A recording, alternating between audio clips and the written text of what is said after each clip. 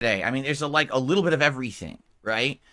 First of all, for those of you who are actually here live, congratulations, you made it on time, even though the clocks changed. It's always this hot debate of contention in the United States whether or not we should continue to change our clocks or not for what we call daylight saving time. What it is twice a year we change our clocks. Here in the spring, on March 10th this year, our clocks all went ahead 1 hour, meaning even though it says it's 11:17 a.m., yesterday it would have been 12:17 p.m. at exactly the same time of the day.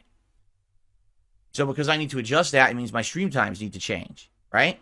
And then in the fall, we do what's called falling back, where we change our clocks back an hour, and then the same thing happens. Now, undoubtedly, every year when this happens, everything gets thrown into, chaos and out of whack.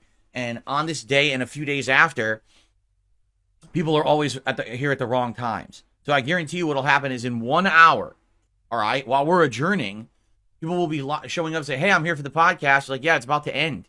Like, huh? That's what always happens. Now you might say, wait a minute, why are you still doing this in the United States? How did it originate? Well, I've heard all kinds of stories. I've heard it originated with farmers needing more daytime in order to do stuff like tending to their crops. And I've heard all kinds of ups, downs, lefts, and rights about this, different justifications. The bottom line is we don't need it anymore. Like, there's no practical use for this thing. And some states in the United States have outright abolished it and tried to get rid of it.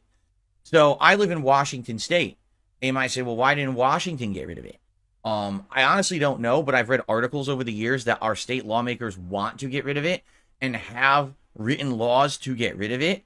But then for some reason it stops. Like, for example, I think what happened is like our lawmakers want to keep daylight saving time forever. Like, they don't want to undo it and never change the clocks. They want to have the clocks changed by an hour and keep it changed by that hour forever.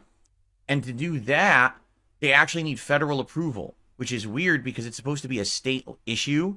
But in the way they want to do it, they need federal approval. And the federal government has never approved it. Like, they've presented it to the government and it just sits on someone's desk and never gets pushed through or signed off on.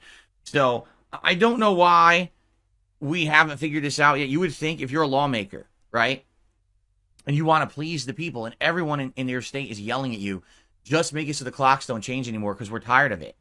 It would just be easier for everyone. This is a simple thing for ease of life to do. Why on earth they wouldn't find a way to do it, I have no idea. Anyway, moving forward, starting today and all the way through until the fall when this will change again, basically all my streams are an hour earlier now, starting today.